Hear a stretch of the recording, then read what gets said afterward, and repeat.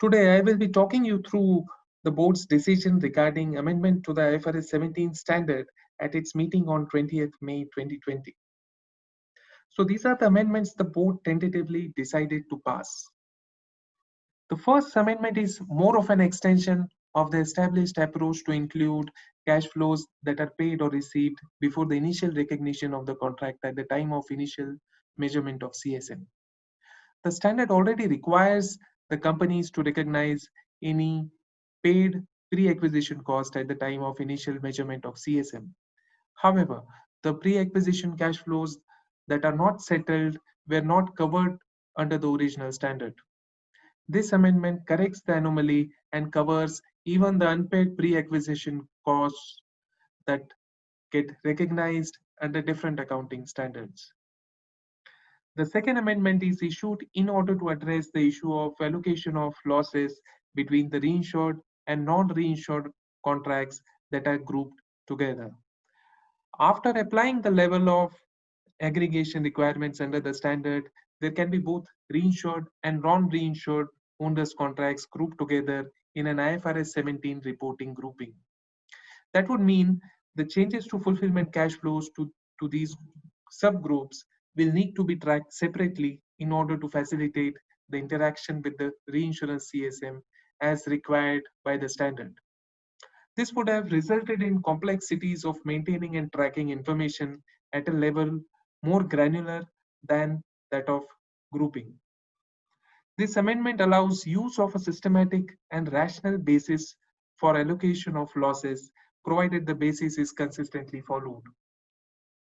This will result into doing away with the need to maintain extra information in respect of the two subgroups within the same IFRS 17 grouping. The third amendment will enable the companies to record the policy-related income tax payable by the policyholder as insurance revenue. As a consequence of this amendment, entities will be able to include such tax in the fulfillment cash flows and recognize revenue in a manner consistent with recognition of other incurred expenses. The fourth amendment will help to avoid potential accounting mismatches arising as a result of application of OCI option as well as the risk mitigation option available under the VFA approach.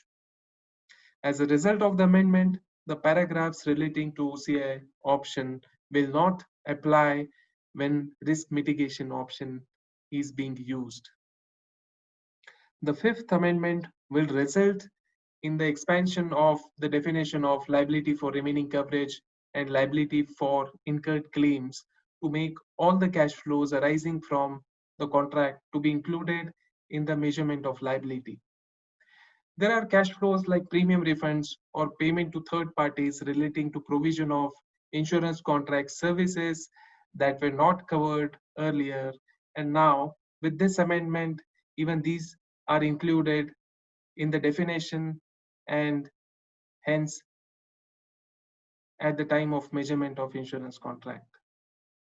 Finally, the sixth amendment clarifies the board's intention to allow adjustment of the CSM balance for the difference between the actual and the expected investment component, and the expected investment component to also include any related insurance finance income or expense. Para B96C requires the difference between the actual and expected investment component to adjust the CSM. There, however, could be changes to the actual investment component due to change in time value of money and financial risk, and with the amendment, even these differences will be allowed to adjust the CSM.